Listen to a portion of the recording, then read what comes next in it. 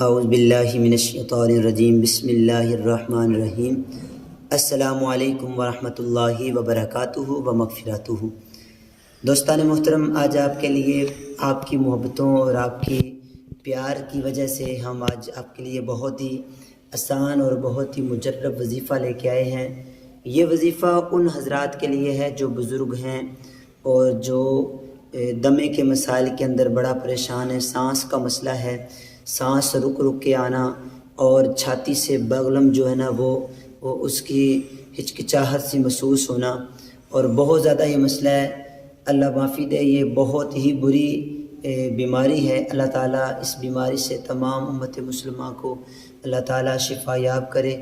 بہت زیادہ لوگ جو ہیں ادویات استعمال کرتے ہیں، انجیکشن بہت مہنگے مہنگے استعمال کرتے ہیں، لیکن یہ چند منٹ کے لیے، چند سیکنڈ کے لیے، چند گھنٹوں کے لیے سکون تو ہو جاتا ہے، لیکن اس بیماری، اس مہلک بیماری سے بندہ نجات حاصل نہیں کر سکتا۔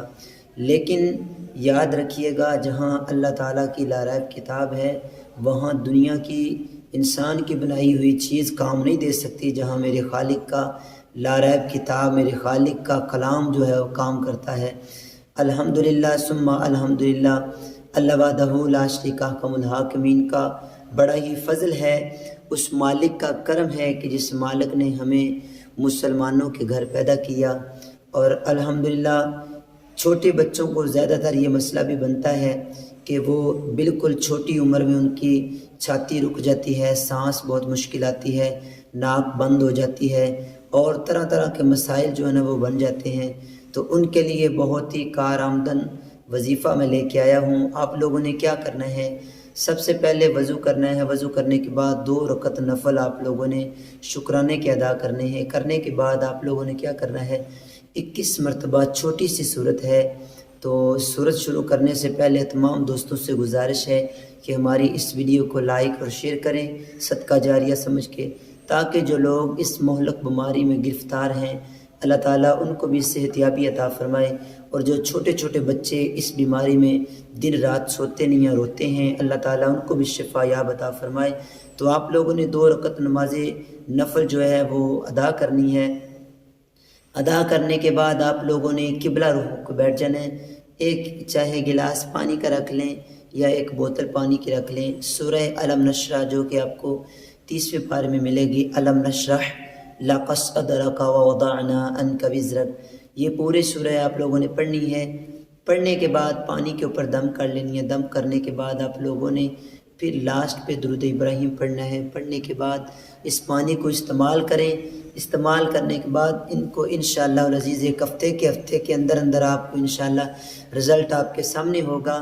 اور اس کے بعد آپ لوگوں نے کوشش کرنی ہے، یہ جو دم میرے بزرگوں کا بتایا ہوا ہے، میں سوچ رہا تھا کہ زندگی موت اس مالک کے ہاتھ ہے، تو کیوں نہ میں صدقہ جاریہ سمجھتے ہوئے اس دم کو بزرگوں تک پہنچاؤں، دوستوں تک پہنچاؤں، تاکہ ان کے لیے بہتری کا سبب بن جائے۔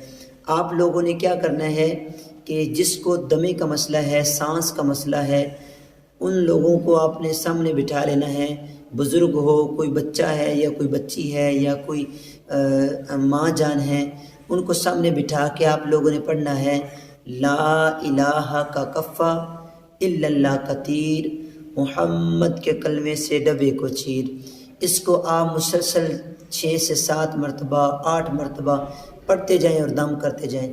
صبح بھی دم کرنا ہے، اور اس کے بعد آپ لوگوں نے دوپہر کے وقت بھی دم کرنا ہے، دوپہر کے بعد آپ لوگوں نے عصر کے بعد بھی دم کرنا ہے۔ اسی طرح مسلسل 2 دن آپ دم کریں، انشاءاللہ العزیز پرانے سے پرانا جو دمے کا مسئلہ ہے وہ ختم ہو جائے گا۔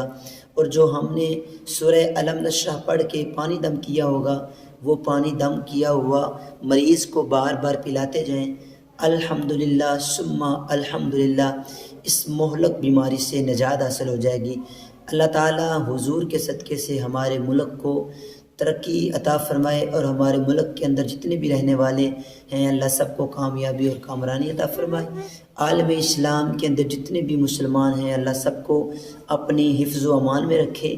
زندگی رہی تو نئی وائس کے ساتھ پھر ملیں گے۔ السلام علیکم ورحمۃ اللہ وبرکاتہ و مغفراتہ۔